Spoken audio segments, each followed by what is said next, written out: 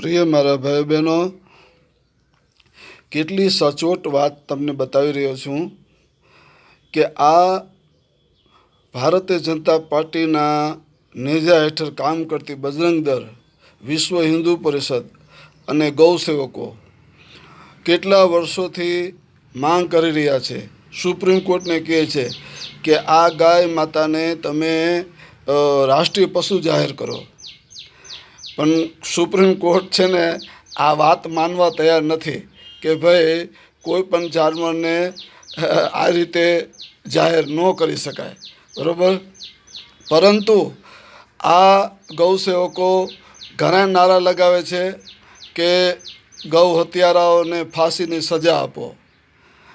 એટલે મુસલમાનો 12 મહિનામાં કદાચ ક્યાંક જવલ્લે જ ક્યાંક એવા બનાવ બનતા હશે, કેરળમાં કે એવા ક્યાંય કે કેરળ જેવા રાજ્યમાં કે પશ્ચિમ બંગાળમાં કે ક્યાંક એવું બનાવ બનતા હશે કે ગાયની કુરબાની કરતા હોય એ લોકો, અને સોશિયલ મીડિયામાં પણ આવું આવતું હોય છે. તો બજરંગ દળવાળા, વિશ્વ હિન્દુ પરિષદવાળા દેકારો મચાવી દેતા હોય છે કે આવા મુસલમાનોને સામે આમ કરો ને તેમ કરો ને, એને ત્રાસવાદી જાહેર કરો ને. અને અમારા પણ આવા અહીંયા વિસ્તારની અંદર અમે તો ગાયની કુરબાની નથી કરતા કોઈ મુસલમાનો, અમે તો બકરાની જ કુરબાની કરી છે બકરીદની દિવસે. પણ અમને પણ ધમકીઓ મળે છે કે તમારે બકરા નહીં કાપવાના ને આમ ને તેમને, બીજું ને ત્રીજું ને, આ અમારું હિન્દુ રાષ્ટ્ર છે ને આમ છે ને તેમ છે ને, અહીંયા આવી પશુ હત્યા નહીં ચલાવી લેવામાં આવે ને આમ તેમને કેટલું બધું. પરંતુ આ તમારી દાદાગીરી અને તમારી આ લુખાગીરી તમે ફક્ત આ બધા બિચારા ગરીબ મુસલમાનો ઉપર કેમ તમે ઠોકી બેસાડો છો? અને આ ભારતીય જનતા પાર્ટીના મોટા મોટા માથાઓ અલ કબીર કતલખાનું ચલાવી રહ્યા છે. બધા ભારતીય જનતા પાર્ટીના સમર્થકો, જેમાં હજારો ગાયો રોજ કપાય છે, ત્યાં તમે કેમ ચૂપ છો? અને આવી અલ કબીર કતલખાના જેવી બીજા કેટલા કતલખાનાઓ છે જેમાં ગાયો કપાય છે, ત્યાં તમે કેમ ચૂપ છો? અને તમે પેલેસ્ટાઈનના નારા લગાવનારા મુસલમાનોને તમે હેરાન કરો છો અને ઇઝરાયલનું તમે સમર્થન કરો છો. ઇઝરાયલવાળા રોજ યહૂદીઓ પોતાના શાકભાજીમાં ગાયનું મીટ ખાય છે, એ તમને ખબર છે અંધભક્તો? છતાંય તમે છે ને ઇઝરાયલના સમર્થકો છો. બોલો, ઇઝરાયલની સરકાર અને ઇઝરાયલના દરેક નાગરિકો યહૂદીઓ દરરોજ ખાવામાં ગાયનું માંસ ખાય છે, છતાંય તમે અંધભક્તો ઇઝરાયલનું સમર્થન કરી રહ્યા છો. આ તમારી કેવી ગૌભક્તિ? આ કેવી ગૌભક્તિ કે ગૌના હત્યારાઓ છે, ગાયનું માંસ ખાનારાઓ છો, એનું તમે સમર્થન કરો છો. અને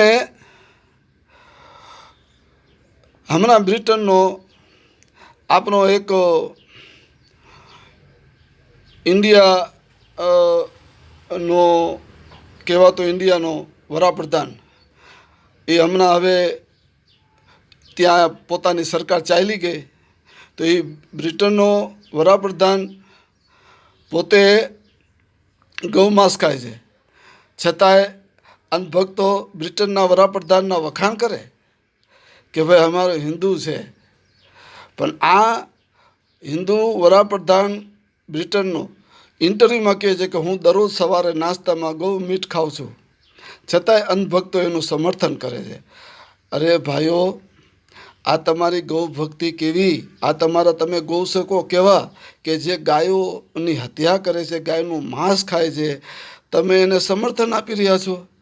આ ભારતીય જનતા પાર્ટીના શાસનમાં ગાયો કપાય છે અને ગાયોનું ડોનેશન એને મળે છે, આવી જનતા પાર્ટીને તમે સમર્થન આપી રહ્યા છો. તમારી હિન્દુમાં ધૂર પડી, તમે સાચા હિન્દુ કહેવાય?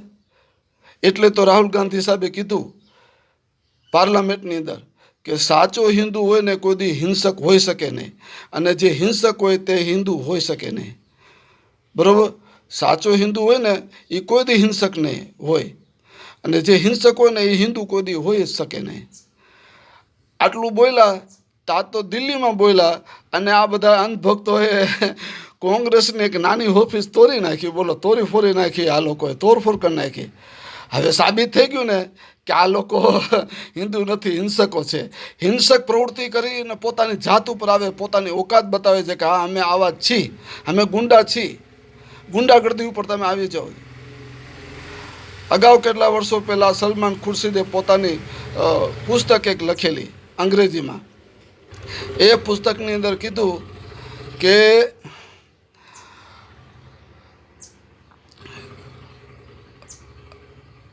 બોકો હરામ નામની એક ત્રાસવાદી સંસ્થા છે, એના વિશે, વિદેશની બોકો હરામ. તો સલમાન ખુરશીદે કીધું કે બોકો હરામ ત્રાસવાદીઓમાં ને આ બજરંગ દરબારોમાં કાંઈ ફેર નથી. આટલું કીધું તા તો બજરંગ દરબારો બીજે દી સલમાન ખુરશીદનો બંગલો તોડી નાખ્યો, બોલો. એટલે આ સલમાન ખુરશીદે તરત જ કોર્ટમાં કીધું, જો ન્યાયાધીશ, હું નહોતો કહેતો કે આ બધા ત્રાસવાદીઓ છે. જો કેમ કે ગુંડાગર્દી કરવી અને તોડફોડ કરવી, હિંસા કરવી, આ લોકોના એક ક્રમ બની ગયો છે. અને આ લોકો ખરેખર હિન્દુ હોઈ શકે જ નહીં. અને ત્રાસવાદી પ્રવૃત્તિઓ કરવી, હિંસક પ્રવૃત્તિઓ કરવી, લૂંટફાટ કરવી, લોકોને મારી નાખવા, કાપી નાખવા, મિલકતો લૂંટી નાખવી, બારી નાખવું, આવા ધંધા આ લોકોના છે. અને આ બધા ભારતીય જનતા પાર્ટીના મરતિયા છે. વિચાર કરો કે જો ભારતીય જનતા પાર્ટીમાં આવા હિંસક પરિબળો હોય, એને આપણે ગૌસેવકો કેમ કહેવા? જો સાચા ગૌસેવકો હોય તો આ બધા કતલખાના તમે બંધ કરો, કતલખાનાઓ બંધ કરાવો તમે, તો હું પણ તમારી સાથે આવવા તૈયાર છું, તમારો પક્ષ લેવા તૈયાર છું. પણ તમે છે ને ફક્ત મુસલમાનોને ટાર્ગેટ કર્યો છો. મુસલમાન બિચારો જિંદગીમાં 12 મહિનામાં એકવાર બકરો કાપે તો તમે એને કેટલો હથિયારો ને પાપી ને રાક્ષસ ને આમ ને તેમ ને ગંદા છે ને આવા છે ને તેવા છે ને કેટલું તમે મુસલમાનોને બદનામી કરો છો તમે. અને તમારા જ ભારતીય જનતા પાર્ટીવાળા ગૌ માંસ ખાય છે, બીજા બધા જાનવરોના મીટ, માંસ, મચ્છી, મટન ખાય છે આ ભારતીય જનતા પાર્ટીના મોટા મોટા નેતાઓ, બરાબર. એની સામે તમે કાંઈ બોલતા નથી. આ ખુદ નરેન્દ્રભાઈ મોદી પાકિસ્તાનમાં નવાઝ શરીફની દીકરી મરિયમના લગ્ન થયા, એ કોઈને ભારતની અંદર કોઈને કીધા વગર ત્યાં હાલ્યા ગયા નવાઝ શરીફના ઘરે, બરાબર. અને નવાઝ શરીફની દીકરીના ઘરનું ખાઈને આવ્યા, બોલો. અને આ વાણિયા લુવાનોને ભામરોને કેવી પાનો ચરાવે, મુસલમાન વિરુદ્ધ કેવી ચરાવણી આપે, અને હિન્દુ મુસલમાનના કેવા ઝઘડા કરે છે આ મોદી.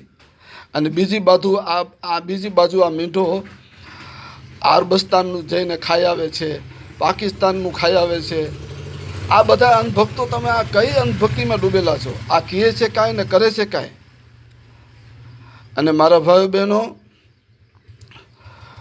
આ પાકિસ્તાનને ગાળો દેનારા આ ભારતીય જનતા પાર્ટીવાળા, એ તો હવે સાર્વજનિક થઈ ગયું ઇલેક્ટ્રોનિક બોન્ડની અંદર કે પાકિસ્તાનની અમુક સંસ્થાઓ છે, કંપનીઓ છે, એ પણ આ ભારતીય જનતા પાર્ટીને ચૂંટણી ફંડ આપે છે, બોલો.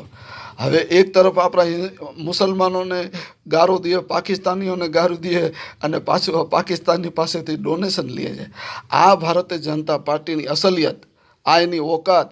છતાં અંધભક્તો છે ને સુધરવા તૈયાર નથી. ક્યાં સુધી તમે અંધભક્તિ કરશો?